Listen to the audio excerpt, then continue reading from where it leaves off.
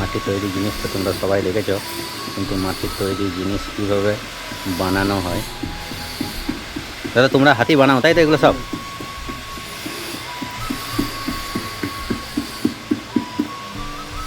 এই যে কেমন বানানো হয় সেটাই আগে দেখেছি, আমরা আস্তে আস্তে করে সবটাই দেখাবো, অন্য প্রসেসটাও দেখাবো।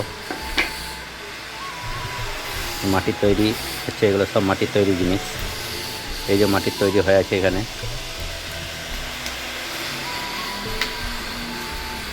কেমন ফিনিশিং দিচ্ছে সেটাই দেখো।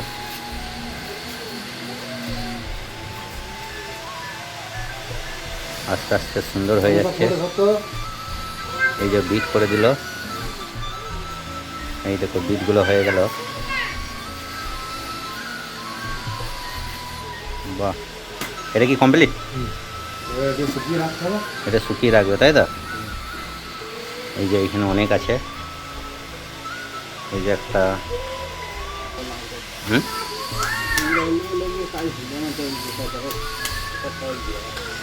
এই যে একটা চাপালো, এটার মধ্যে বিট কিভাবে করছে সেটাই দেখাচ্ছি আমি। এই যে দেখো,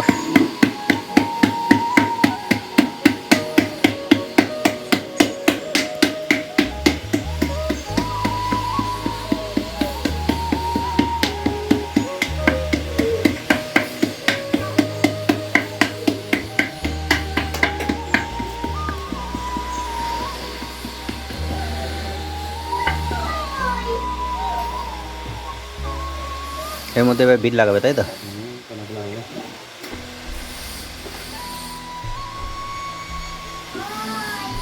কেটে এটাকে সেভ করে নেওয়া হচ্ছে। সেভ করে নেওয়ার পরে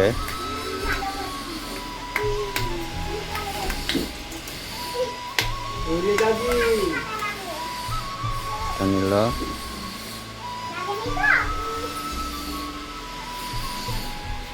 দেখো কিভাবে এটা বানানো হচ্ছে,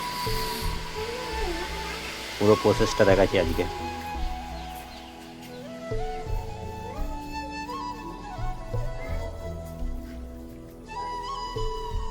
তোমাদের বহু দিনের ব্যবসা তাই তো?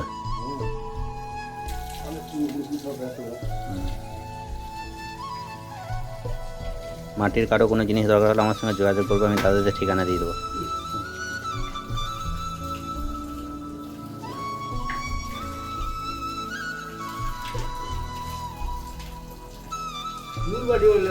হ্যাঁ আমার সঙ্গে। হ্যাঁ না না, পায়খানা কি নামটা আমি ভুলে গেছি, ওর কি নাম রে? না আর একটা কি ডাক নাম ছিল আমাদের,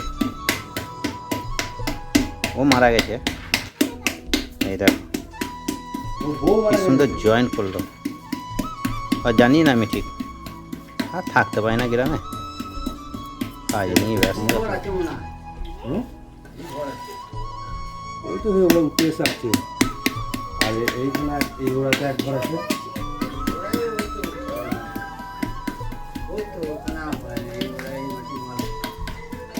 পুরো মাটির সমস্ত এখানে জিনিসই তৈরি করা হয়।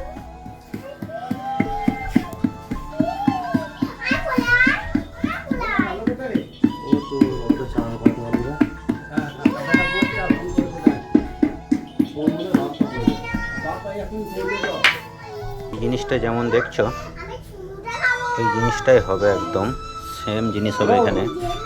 এগুলোকে কেটে ফেলে নতুন করে আবার ফিনিশিং করবে, ফিনিশিং করে আবার লাগাবে।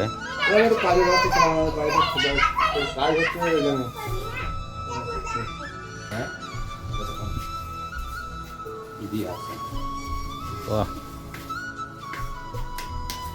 বিট হয়ে গেল। এই টানাটার ওপরেই নির্ভর করে না সম্পূর্ণ? ওখানে কিছু নেই তো, মানে টানাটার ওপরেই নির্ভর।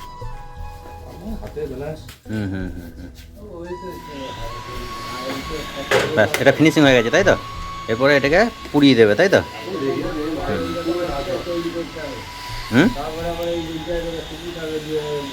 আচ্ছা, অনেক কিছু প্রসেস আছে এর মধ্যে।